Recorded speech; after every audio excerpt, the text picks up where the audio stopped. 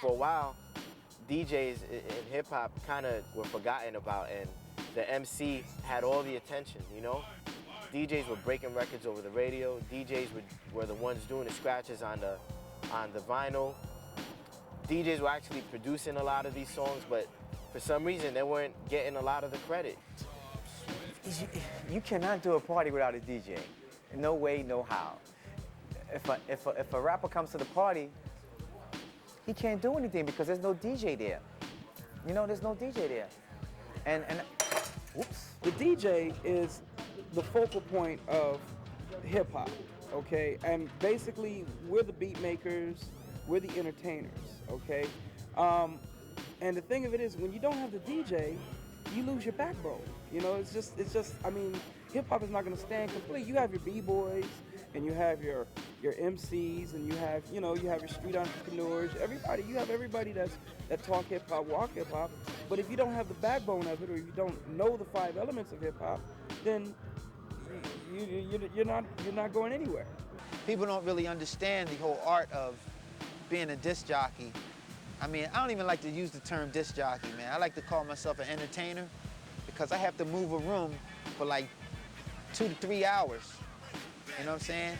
Playing all the songs they love and keeping the intensity up. I've never thought about it as being a musician. I thought about it as being like a DJ. You come to my party, you hear my music, whatever problems that you have, whether it be your wife, your mother, your father, school, your girlfriend, whatever.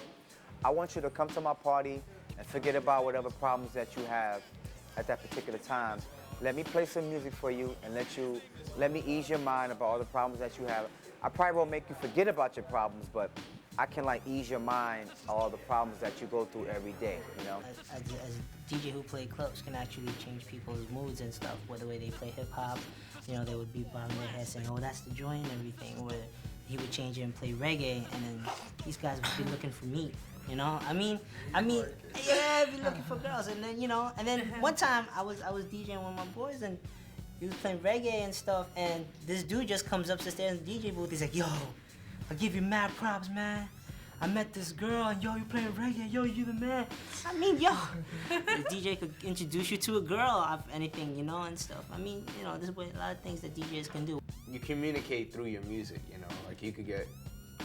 Plenty of times I was in the crowd and just listening to somebody, I was like, damn, I know what he's thinking on this, I've seen people bob their heads, and I've seen people like get totally moved that they're jumping up and down and they just can't believe it, and they close their eyes, they're like, damn, like that. And I've seen people just, get so, take this more than, it's like, I can't, there's no words to describe it anymore. It's rhythm, rhythmatic sounds, man, and that's what I created.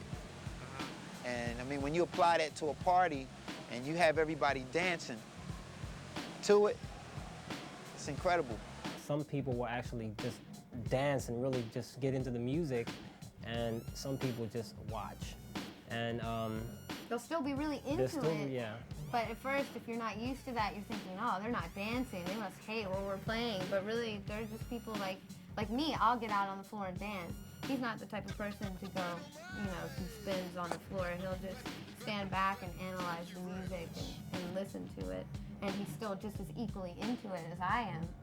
Yeah, it's a good sign. I think, I think that it's really interesting, and it's really better a lot of times when people are actually just watching and listening, because they're really hearing what you're doing, and they're really like paying attention to everything that's going into everything that you're doing.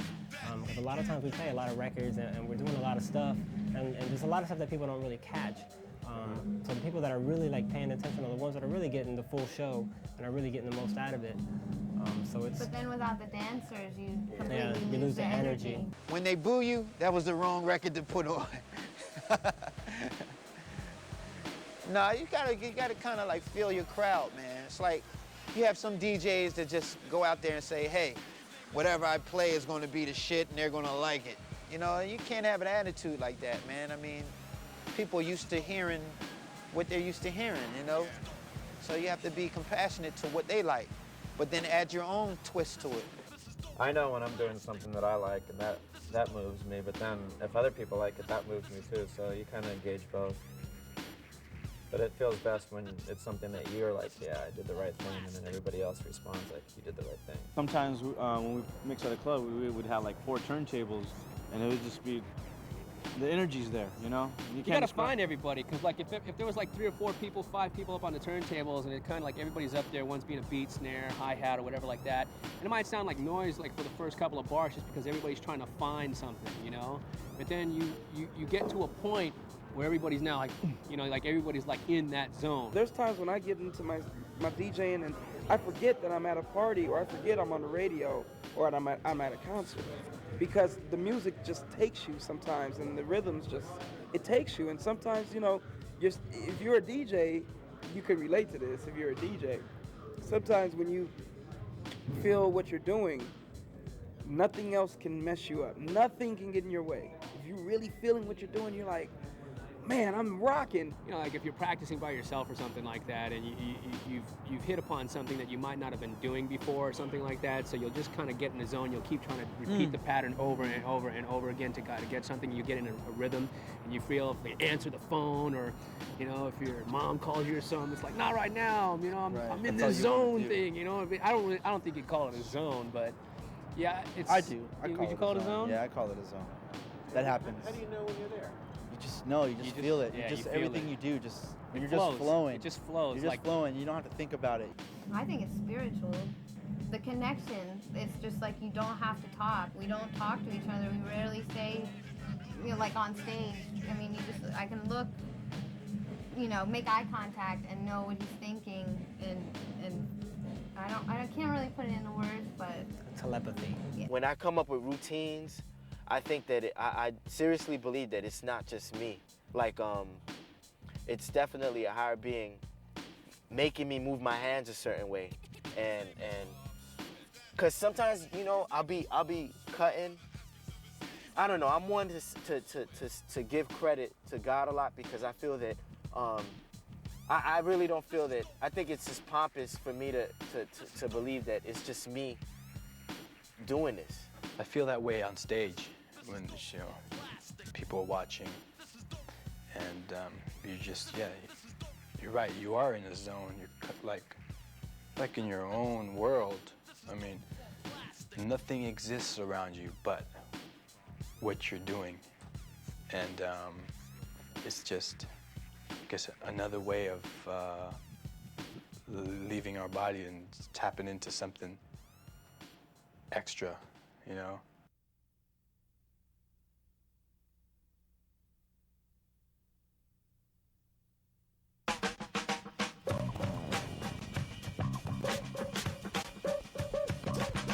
Wow, souped up great.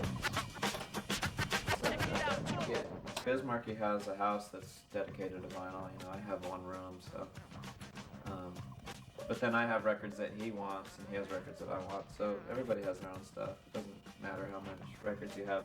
In like 6th, 7th grade, everybody was either a rocker or a souler, you know. And then people had that saying, AC/DC, rock and roll, disco sucks, and so does soul. So, but I liked AC/DC and I liked soul, so I was confused. Yeah, I love jazz. I love rock. I mean, my album, mostly, a lot of it was psychedelic rock, because that's like some of the only music that's been untapped from the 60s, like Iron Butterfly. Oh, Lucky Friends are always good. This is nice. That's the beauty of hip-hop. You take the best of the best, and then you save the worst for other people to listen to or whatever. Orange Crush, that's a good 12-inch action.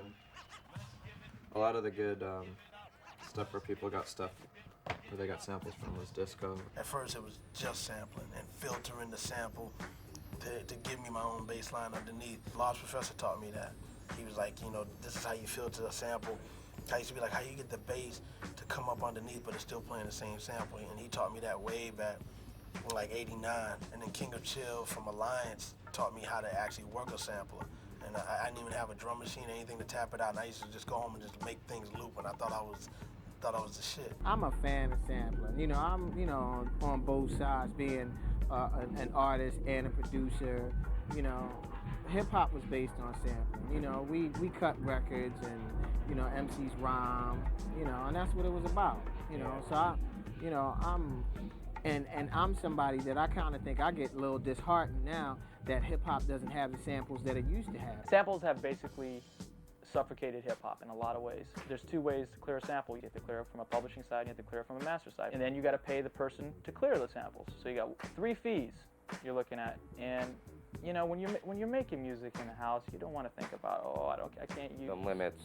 When it was early and young and exciting, no one thought about paying. And then I forget who it was that got hit with the first big legal suit on that. And all of a sudden, you know, things realigned, and then it's okay again as long as you're going to pay. There's a lot of real hypocritical labels from the past that put out a lot of early rap classics that didn't have cleared samples, and then they go around trying to sue everybody that scratches a hiccup that you scratch off of some rapper or something. That to me is just total hypocrisy. I had one journalist say to me at one point, he said, well, you know, I think your stuff should be absolutely legal.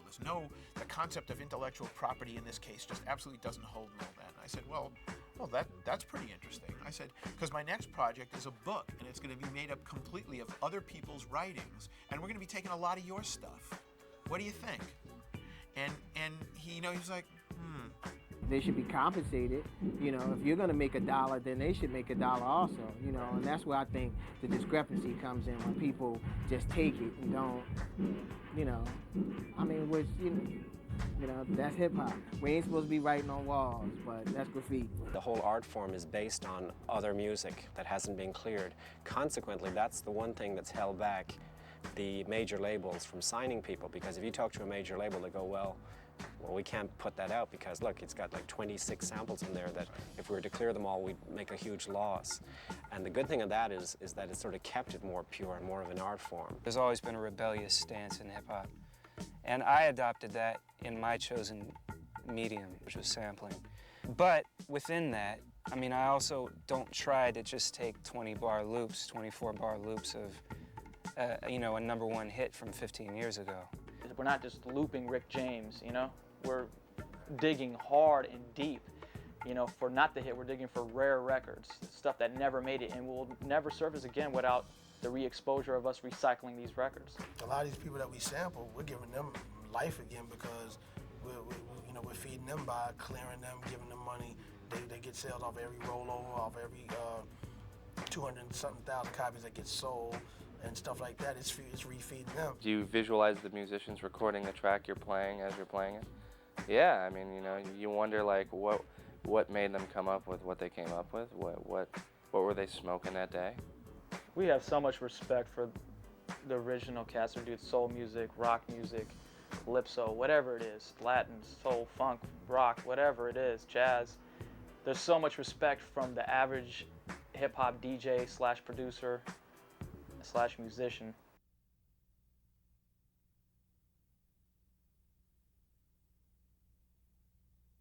I'm not human, and I'm a curator and experiential engineer.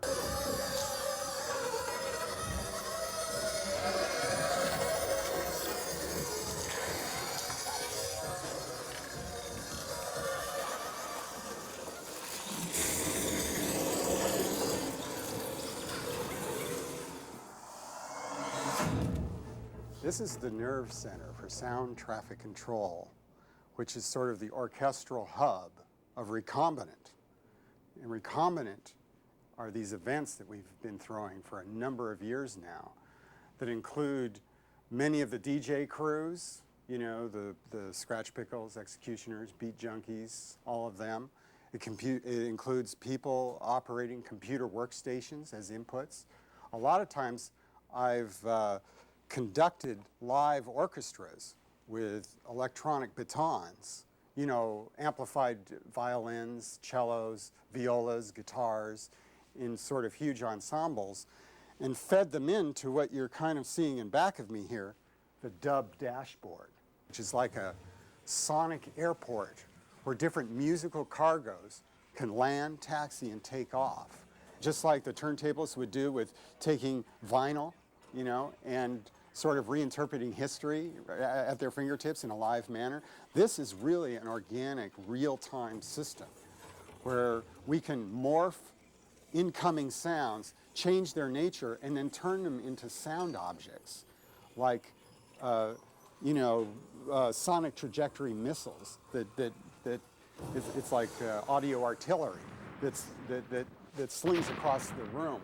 What this is all about, and what we're doing a version of here, is the art of mixing, like with the flares and crabs and juggles and beat scratches and all these kinds of things that everyone's doing. What they're doing is they're creating a language out of mixing.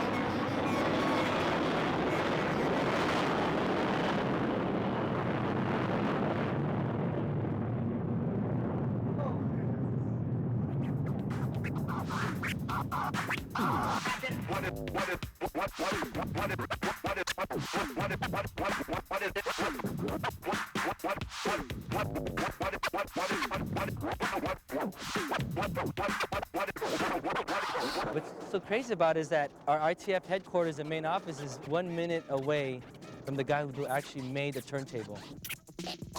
Douglas actually named the turntable after his wife, Victoria. And it's pretty, it makes sense. It's like, we got the office over here. The turntable was built and made and founded right in Coma, California.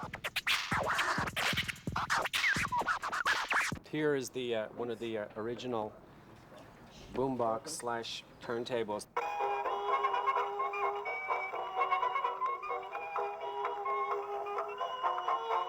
And back then there was a DJ called DJ Old School, and one day he went like.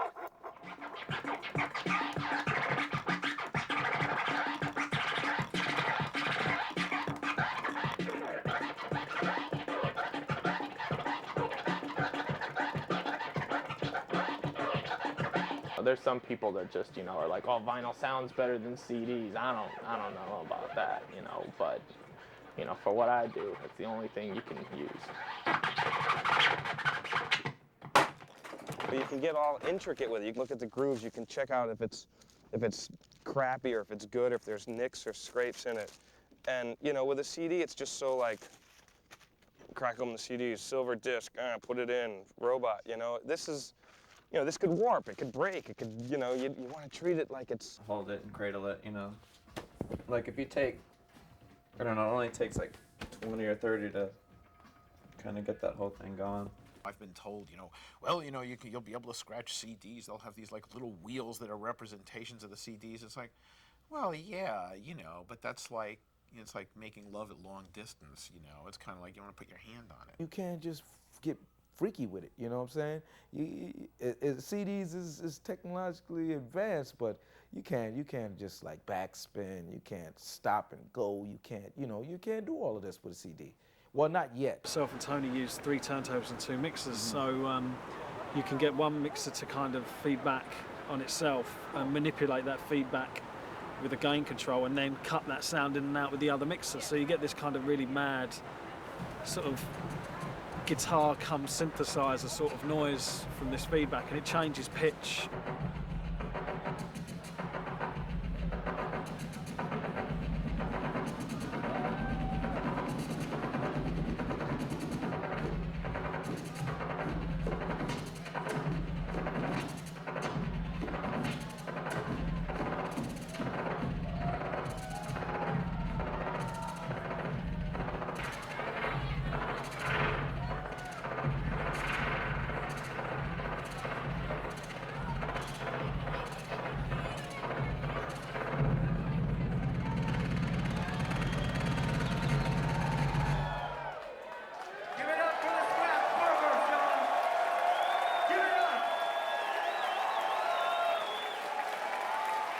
Yeah, we're kind of perverted about scratching, and it's an obsession for us, and and there's a fine line between an obsession and a perversion, and we just like to. The definition of perverted is to manipulate something to your own ends.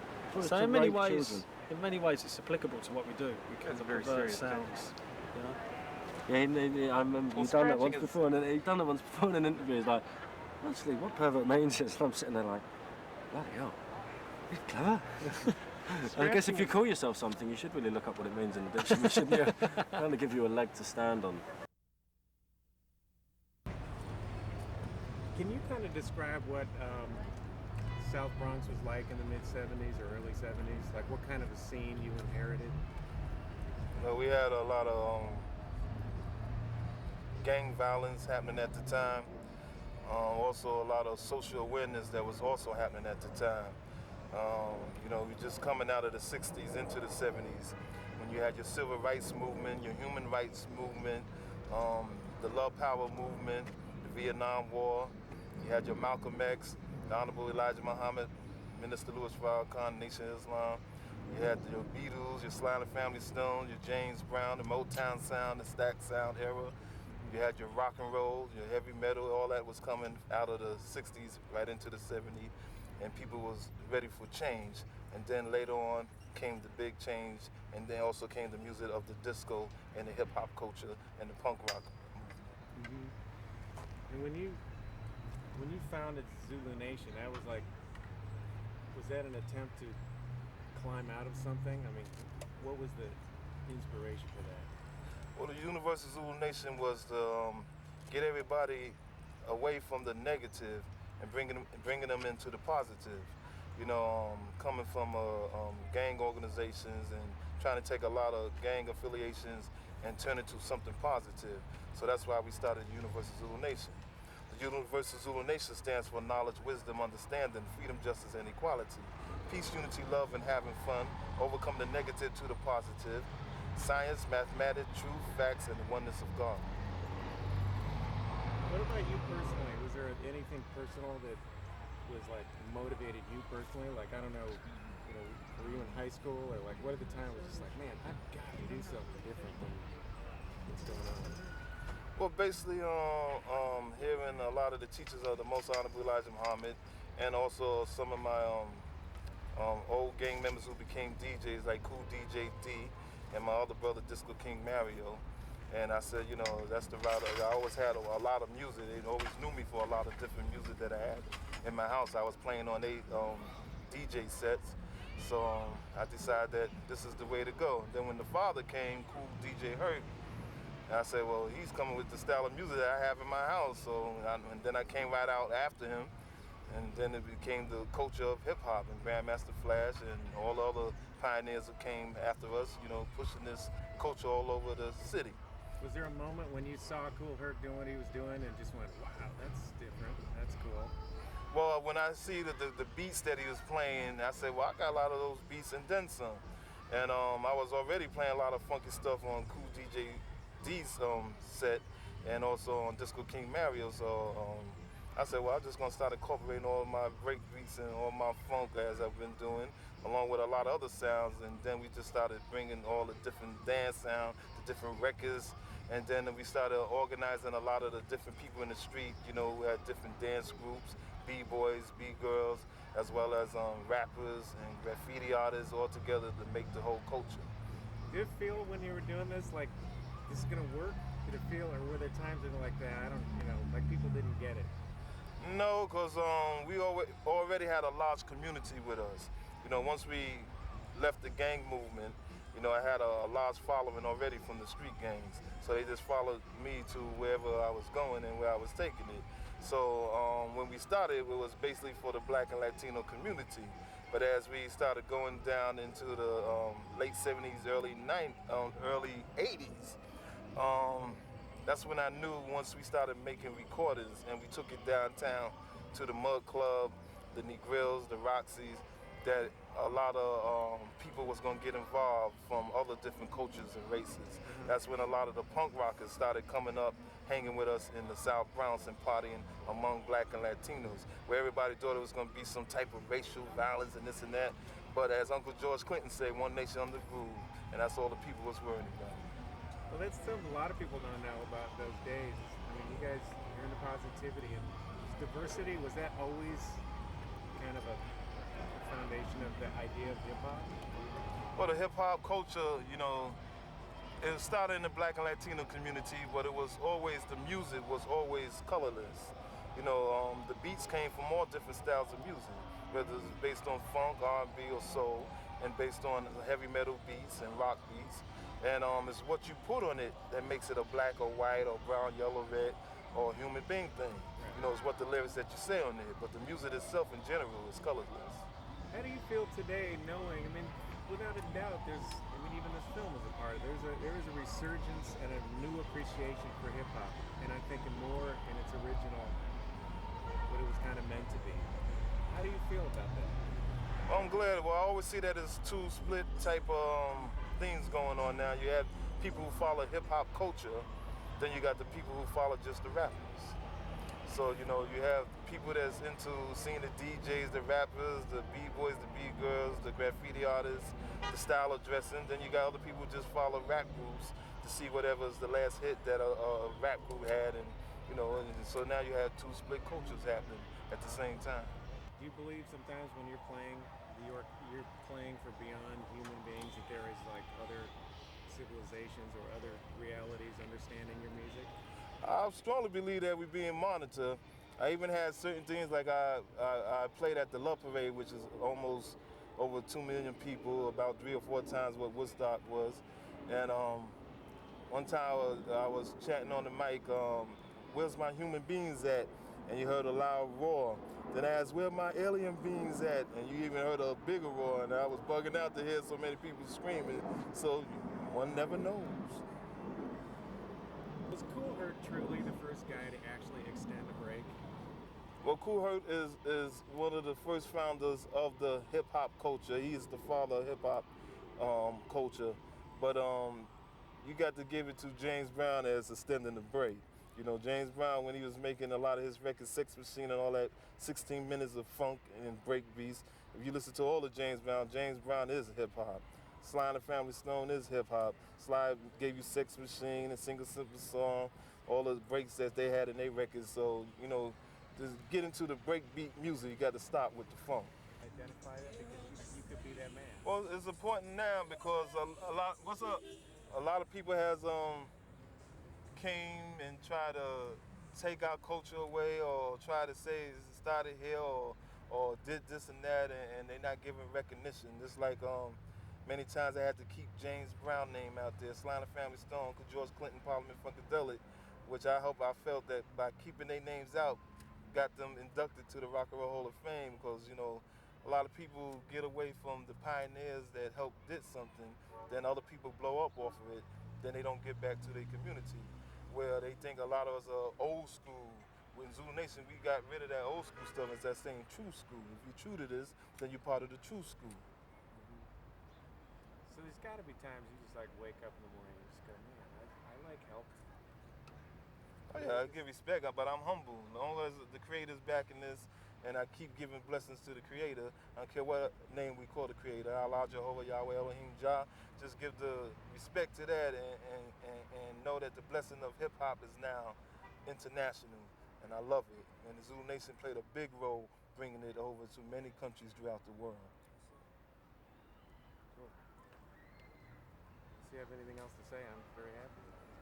Well, the only thing I got to say is, although we love, you may love your hip-hop culture, your techno, your rock, your jazz, African, or soca reggae, or whatever you love, respect Mother Earth.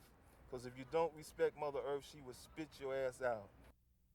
I think that a couple of things that happened when I started buying old records, of course, initially I was just looking for